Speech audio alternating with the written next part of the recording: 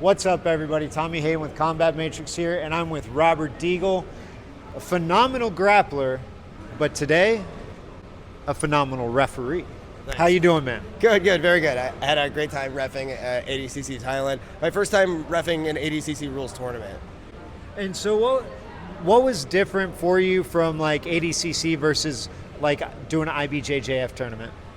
Yeah, so I've reffed other tournaments before, never an IBJJF one, but other that are like IBJJF rules. Yeah. So first of all, obviously ADCC rules are very different. Yeah. There's some similarities with IBJJF, but there's also major differences. And I would say the single biggest difference, which I didn't really understand until today, is how the mat ref and the judge interact, right? And that's super valuable to know as a competitor, which is like, a lot of people ask me like, why do you want to ref? Because reffing can suck. But yeah, I've been there, I understand. Yeah, and a few times today people were like arguing with me, they're like, that's not that. I'm like, no, I'm pretty sure it is. I did the seminar yesterday and I know the rules. I think even before I took the seminar, I knew the rules pretty well.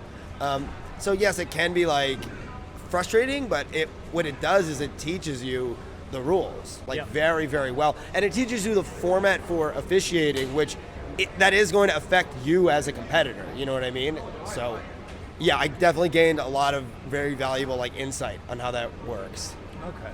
Well, that's cool. And so I saw some huge individuals competing today, which normally being in Thailand, you don't see large plus 100 kilo dudes slamming each other and just smothering each other.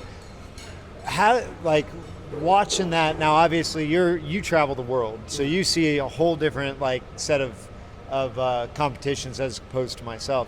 So level wise, how do you feel the level was here compared to a high, compared to a global tournament?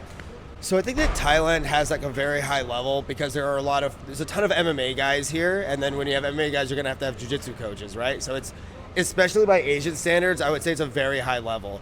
Most of the better guys are not themselves Thai, obviously, right? There are in more the beginner and intermediate divisions, you'll see a lot more Thai guys. And then I think obviously in time, there's gonna be really good Thai guys. But the best guys tend to be Russian, Brazilian, American, British, Kazakh, some Japanese, some Chinese, right? Foreigners, right? I'd say those are the biggest groups that I tend to see at the Thai tournaments. And I would say, so an interesting thing about tournaments in Asia is that because there are less of them, okay, you actually get a more difficult bracket than you would in, let's say, the United States sometimes. Because so I'm going back to the US in about a week and a half, and there's a small tournament that I might do in New Jersey, which is pretty, it's not as tough as this one. And a big part of that is because there's another one the next weekend, there's another one the next weekend, right? So it's more evenly distributed in the US or even in Europe, right? So guys don't have as much urgency to compete, right? So in Asia, when there's an event, you definitely tend to see a lot of really good guys will come out for it.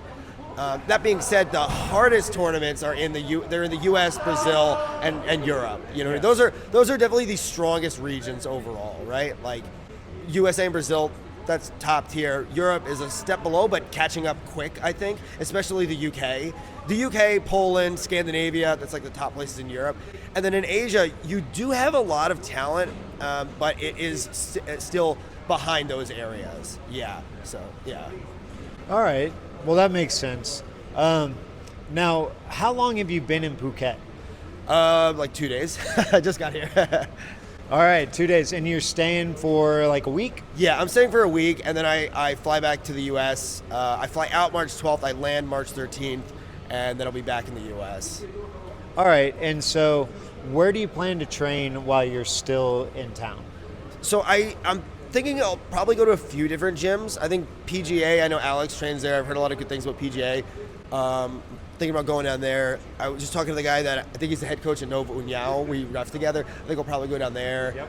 Wherever. I mean, I'm open to it. A big part of it is I guess I got to rent a motorbike, and I have not driven a motorbike in Asia, so I don't really know how. I don't want to die on the road. So yeah, I'm gonna be driving very, very slow, and I got to see where stuff is relative to my hotel, but I think definitely PGA and I guess Nova Uniao, because the guy was really nice to me. I think I'd like to train with him.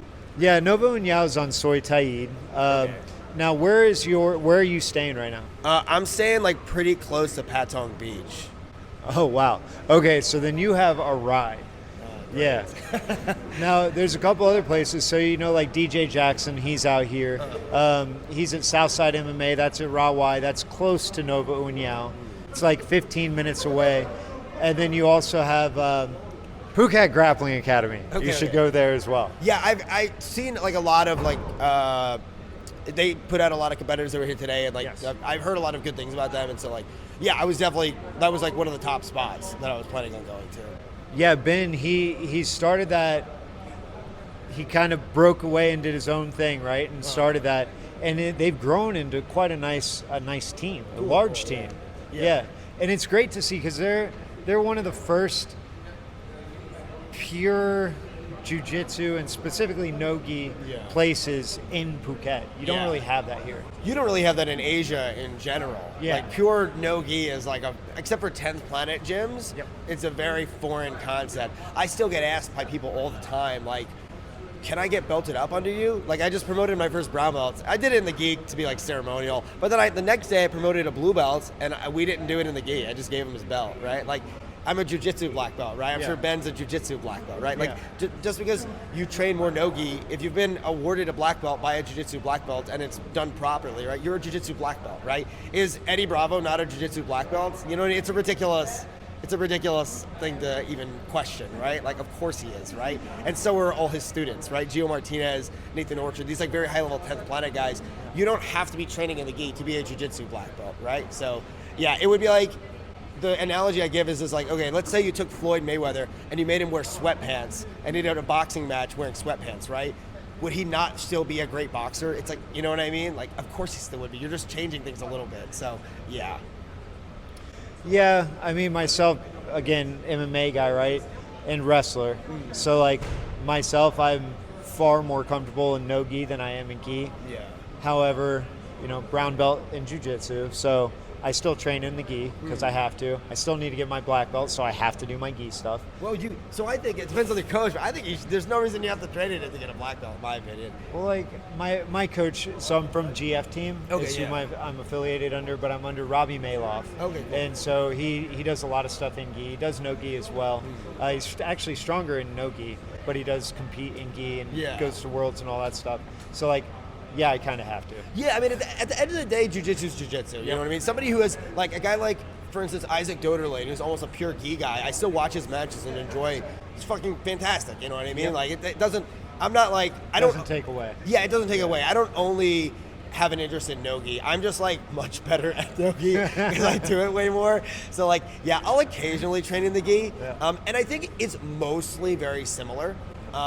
But at the more elite levels, it does change enough that it becomes significant. Yeah. But like, yeah, I mean, at the end of the day, it's still jiu-jitsu, Yep. So yeah. And so you just taught a seminar. It was a heel hook seminar, right? Yeah, with a joint seminar with Jaku Bilko. Yeah. I taught heel hooks and then he taught ankle locks. Yeah. Yeah. And are leg locks your bread and butter? What's your bread and butter?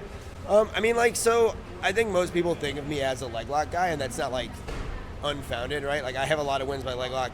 That was I think at purple belt and brown belt, literally almost my only game. Like, I had other things too. Like, I have Kimura wins, I had back take wins, other things, but that was what I was mainly known for, right? But I was a purple and a brown belt. It's common that happens, right? Now as a black belt, I've spent a lot of time. I really want to be a complete grappler. I think if you're only doing one thing, you're not really going to win at a high level. You have to be.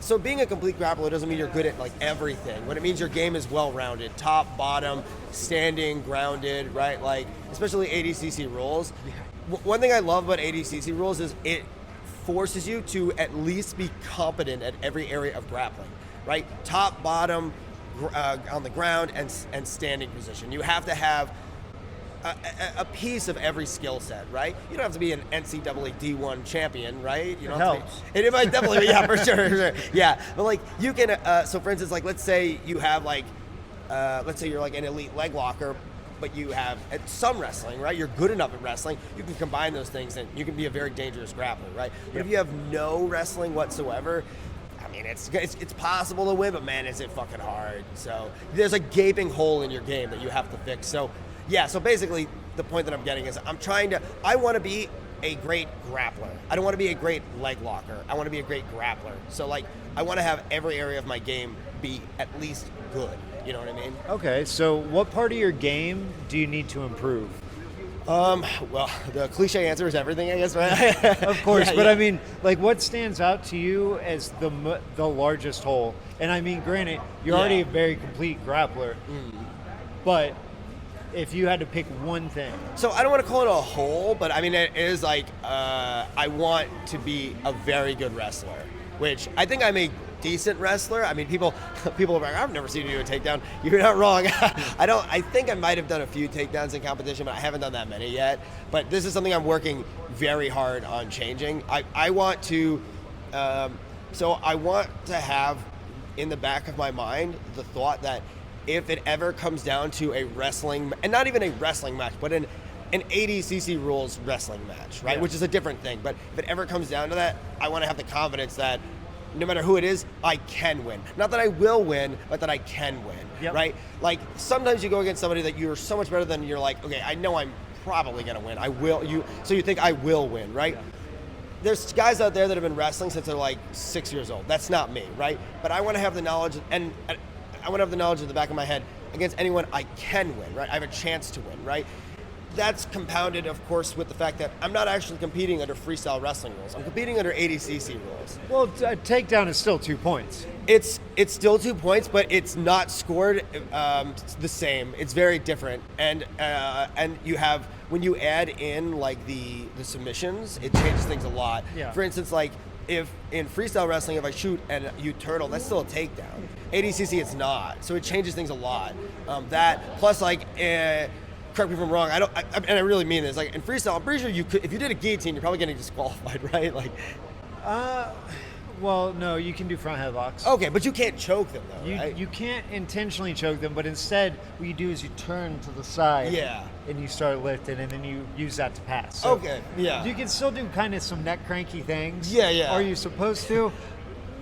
Not really, but but you know. For sure. And by the way, it's folk style that we are talking about. Oh, okay, So freestyle, that's Olympic style, and once you get taken down, you starfish out, try not to get turned. But that's still a takedown. Still a takedown, but it is different to where folk style allows more scrambling. Sure, no, I'm familiar with the difference. I did folk style wrestling in high school. Awesome. But I watch more international freestyle wrestling. Yeah, I don't watch that much like collegiate or like high school wrestling. But yeah, I mean, it's the point I'm getting at is like, in ADCC, the stand-up game, there is the presence of submission threats like guillotines, kimura, flying leg locks. Yep. That changes things, right? Oh, yeah. Like, there's specific things that I think that, that if you try to just copy and paste. So for instance, like, I really like John Smith, the American legendary wrestler, right? Yeah. If you try the low single the way he does it, you can pull it off. AJ Agazarm's actually pretty decent at it. Yep. But you can also get, for instance, if you look at AJ's match against Jeremy Paul Skinner, he shoots a classic John Smith style low single. Yeah. And then he gets back triangled. He doesn't get finished, he gets out, but then he didn't get the score because the submission threat negated it, I guess, something like that. And then so that change, you can't really do that as successfully. Could you still pull that takedown off? Yes, but it's more difficult because of the fact that once you do that peek out finish, right? You've got the first finish where you push the knee, but then the peek out if the head slips past the knee, the triangle's there, so it's hard. Whereas in freestyle or folk style, I think you could still lock your legs, but because you can. But you can't deliberately choke them, so it's going to change it. You can. Okay, yeah. You can't, but yeah, sure. All right, fair enough. Yeah. Well, but you get my point. Yeah, absolutely. And now, just so you know, there is wrestling training in Phuket, and specifically at Southside. So we have a collegiate wrestler, D1 collegiate wrestler that coaches and teaches specifically wrestling. Cool. So like, these things are available here as well. Okay, I'm down to visit there. There's wrestling practice and stuff. Like, anywhere I'm down to go pretty much. See, that's cool, man. And that's a good thing about Phuket, right? Is here you get a lot of different types of wrestlers because you get the American wrestlers, but you also get the Russian and Dagestani wrestlers. Yeah. And sparring with them are two completely different things. Yeah, I can imagine. Yeah. So for me, I'm a big believer in like training being about getting better rather than trying to like prove egos and stuff. And so sometimes not everyone is necessarily who I want to train with. I gotta suss it out, obviously, right? Like some people, you're like, at the end of the day, like the thing that's gonna fuck your body the most in the long term is training like it's a fucking competition. You know what I mean? Yeah. So it's like, I'm not going to train because I'm like, oh, I want to fuck these guys up. I'm going to train because I'm like, oh, I want to get a little bit better today. Yeah, I want to a little bit improve a little bit more, right? So it's like, yeah. So sometimes like certain people that are like gonna really attack and stuff, like it's a battle, right? Yeah. Maybe that's not who I want to train with, but I don't know that until I'm there, right? And then you just go with the flow, I guess. You figure it out. You figure it out in the process. Yeah. Okay, last question. What's your favorite food? Cheat meal. I only have cheat meals. I eat like shit. Okay, my single favorite food in the entire world is like an egg everything bagel from like Long Island with like egg and cheese and salt, pepper, ketchup. Like oh, really? Yeah, like probably my single favorite thing, single favorite like piece of food in the world is probably that. Yeah. That's interesting. So one of the things I do when I interview people is I almost always ask them what their favorite food is because nobody ever asks, right? Yeah. Yeah. That's by far and away the most interesting one I've heard. Why? Well, because, like I get pizza, I get burgers, I get people's hometown foods. And I guess there you go. That's my hometown food. There you go. Yeah, the thing about that is the reason why I like it so much is like I didn't like it so much until I left Long Island and it was, or just even New York in general, and it was no longer available to me. Because the best pizza in the world, in my opinion, sorry, other places, is in the New York metropolitan area. Okay. But as far as bagels go, it's almost exclusively Long Island that's any good. Okay. Really? Yeah, and I include like Brooklyn and Queens, and like you could take the city and put that into that as well. Like, but I don't know. My favorite, I think the bagels on Long Island are just far and away the fucking best.